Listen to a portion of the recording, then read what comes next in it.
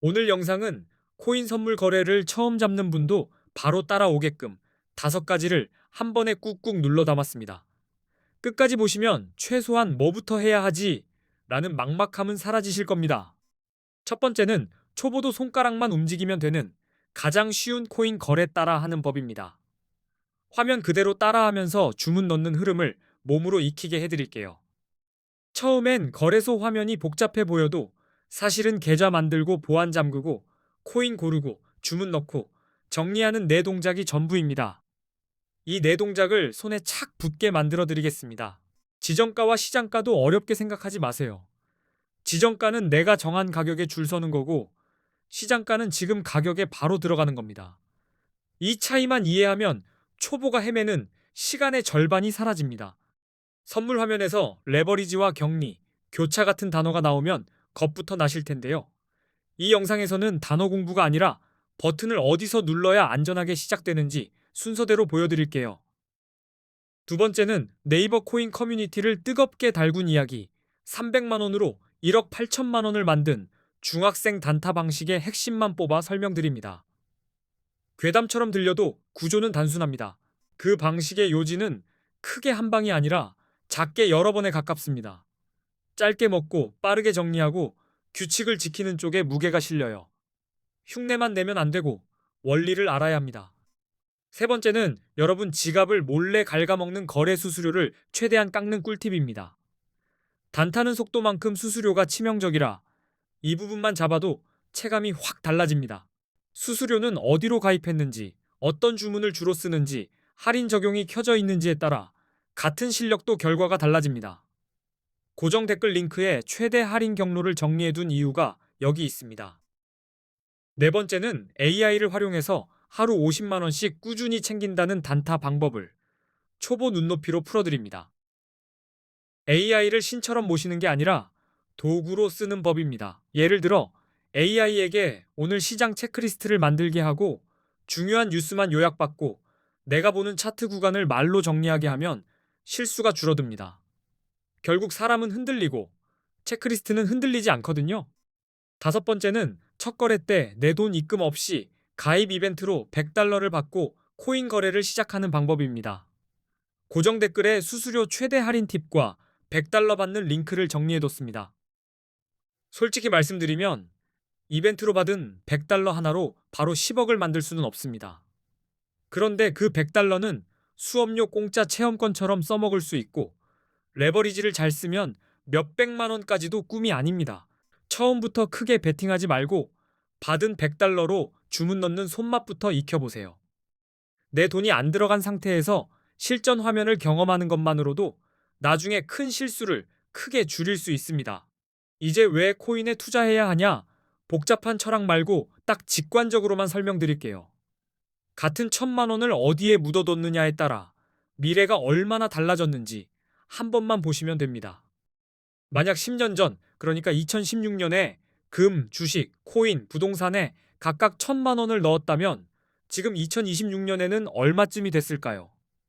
이 질문 하나가 투자 방향을 정리해 줍니다. 먼저 코스피 지수입니다. 10년 사이 대략 2.66배 올랐다고 보면 2016년에 지수 추종형 주식에 1,000만 원 넣은 분은 지금쯤 약 2,660만 원 정도가 됩니다. 나쁘진 않죠. 이번엔 금입니다. 2016년에 1,000만 원으로 금을 샀다면 대략 233.5g을 들고 있었을 거고 2026년 기준으론 약 5,160만 원 정도로 불어났다고 볼 수 있습니다. 묵직하게 올라줬습니다. 부동산도 보겠습니다.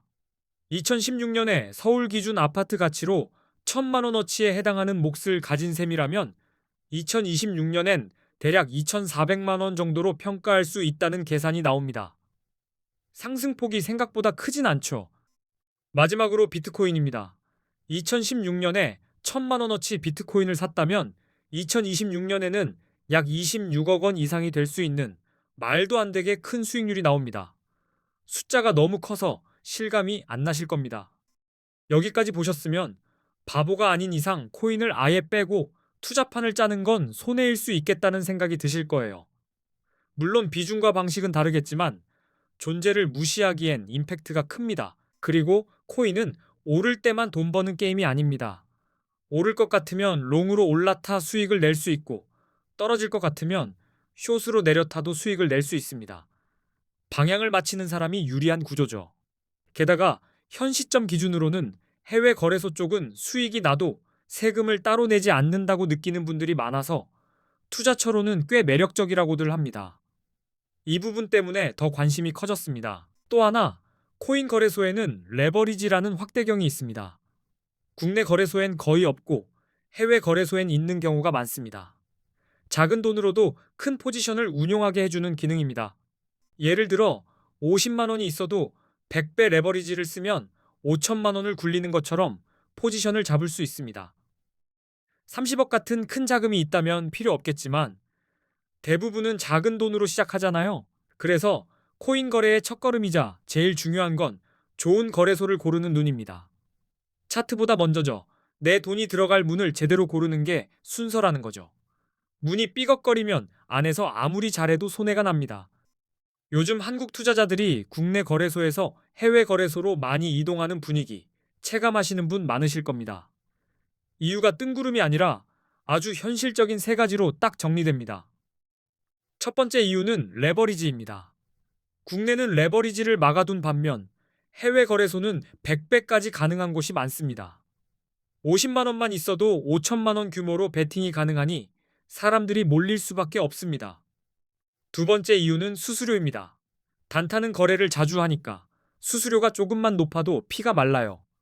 국내보다 해외 거래소 수수료가 더 저렴하다는 점이 실제 수익률에서 엄청난 차이를 만듭니다. 세 번째 이유는 세금입니다. 해외 거래소는 세금이 없다고 느끼는 반면 국내 거래소는 거래 수익에 대한 세금을 신경 써야 한다고들 하죠. 이 차이가 심리적으로도 굉장히 큽니다.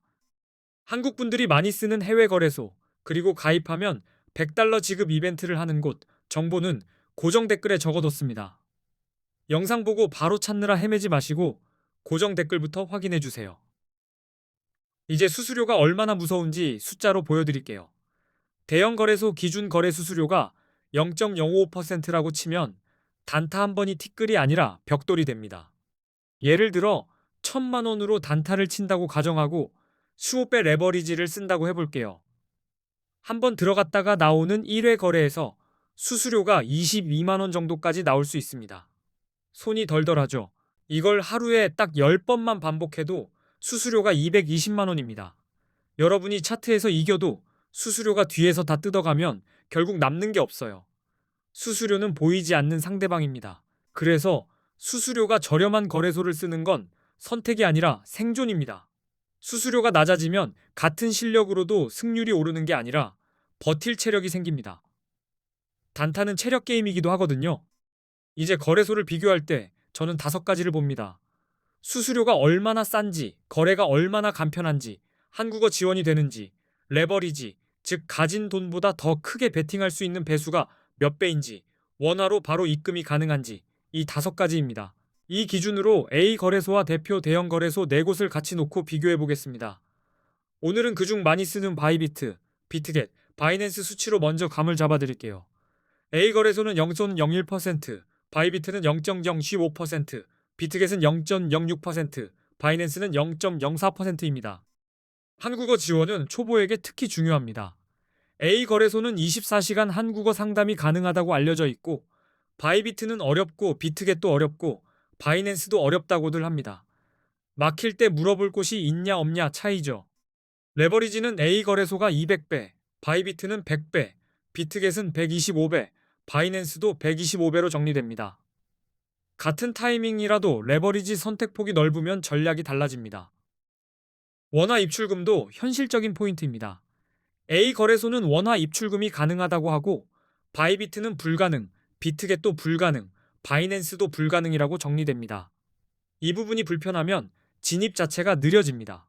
A 거래소가 정확히 어디인지, 그리고 수수료 최대 할인받는 방법과 100달러 받는 가입 방법은 고정 댓글에 다 적어뒀습니다. 영상 보다가 멈추고 검색하지 마시고 고정 댓글을 먼저 열어보세요. 자, 이제부터는 언제 롱을 잡고 언제 숏을 잡아야 하는지 들어가 보겠습니다. 비트코인 같은 암호화폐는 변동성이 크기 때문에 진입 타이밍이 한 끗 차이로 수익과 손실을 갈라놓습니다. 먼저 개념부터 아주 간단히요. 롱 포지션은 비트코인 가격이 오를 거라고 보고 매수로 들어가는 겁니다. 쉽게 말해 상승에 베팅하는 거죠. 반대로 숏 포지션은 가격이 떨어질 거라 보고 하락에 베팅합니다. 롱을 잡을 때 첫 번째로 보는 건 차트의 기세입니다. 강한 상승 추세가 보이고 고점이 계속 높아지면서 계단처럼 올라간다면 롱이 유리할 수 있습니다. 흐름을 거스르지 않는 게 기본입니다. 기술적 분석에선 50일 이동평균선이 150일 이동평균선을 위로 뚫고 올라갈 때를 골든 크로스라고 부르는데 흔히 강한 상승 신호로 해석합니다. 이런 신호가 나오면 롱 관점이 힘을 받습니다. 거래량도 같이 보셔야 합니다. 가격이 오르는데 거래량까지 늘어나면 시장 참여가 붙는다는 뜻이라 상승이 더 탄탄해질 가능성이 큽니다. 이럴 때 롱으로 들어가면 성공 확률이 높아질 수 있습니다. 뉴스는 차트 밖에서 갑자기 문을 열고 들어오는 손님입니다. 규제 완화 소식, 대형 기관 투자자의 진입, ETF 승인 같은 긍정 요인이 나오면 가격이 위로 튈 가능성이 커서 롱이 유리해질 때가 많습니다. 이번엔 숏입니다. 숏은 하락이 예상될 때 잡는 포지션이죠. 차트가 하락 추세로 꺾이고 저점이 계속 낮아지는 패턴이 보이면 숏 포지션이 유리할 수 있습니다. 기술적 분석에서 50일 이동평균선이 150일 이동평균선 아래로 내려가면 데드크로스라고 부르는데 하락 신호로 해석하는 경우가 많습니다. 이런 흐름이 보이면 숏 쪽으로 눈이 갑니다. 또 거래량이 줄어드는 모습도 힌트가 됩니다. 가격이 오르는데 거래량이 감소하면 상승 힘이 약해지고 있다는 신호일 수 있습니다. 이런 때는 꺾일 확률이 커져서 숏이 유리해질 수 있습니다. 부정적인 뉴스도 가격 하락에 영향을 줍니다. 규제 강화, 해킹 사고, 주요 국가들의 정책 압박 같은 소식은 하락의 원인이 될 수 있어서 이런 장면에선 숏이 더 유리할 때가 있습니다. 그리고 비트코인 시장에서는 보조 지표가 꽤 중요합니다. RSI, 맥디, 볼린저 밴드 같은 도구를 함께 쓰면 변동성과 트렌드를 더 잘 파악할 수 있어요. RSI로 과매수, 과매도를 판단합니다. RSI 70 이상이면 과매수로 보고 숏을 고민할 수 있고 30 이하이면 과매도로 보고 롱이 유리할 수 있습니다. 맥디나 볼린저 밴드는 흐름이 바뀌는 순간과 변동성 확장을 포착하는 데 도움을 줍니다. 이런 신호들이 쌓이면 감이 아니라 근거로 롱과 숏을 선택할 수 있습니다. 결국 롱은 상승 추세와 긍정 신호를 확인하고 들어가야 하고 숏은 하락 추세와 부정 신호를 근거로 잡아야 합니다. 방향만 맞추는 게 아니라 타이밍까지 챙기는 게 핵심입니다. 오늘 내용이 코인 단타 하시는 데 도움이 되셨나요? 고정 댓글에는 수수료 최대 할인 꿀팁과 100달러 받고 가입하는 방법 링크를 정리해 두었으니 꼭 한 번 더 확인해 주시기 바랍니다. 앞으로도 좋은 영상 많이 올리겠습니다. 끝까지 시청해 주셔서 정주서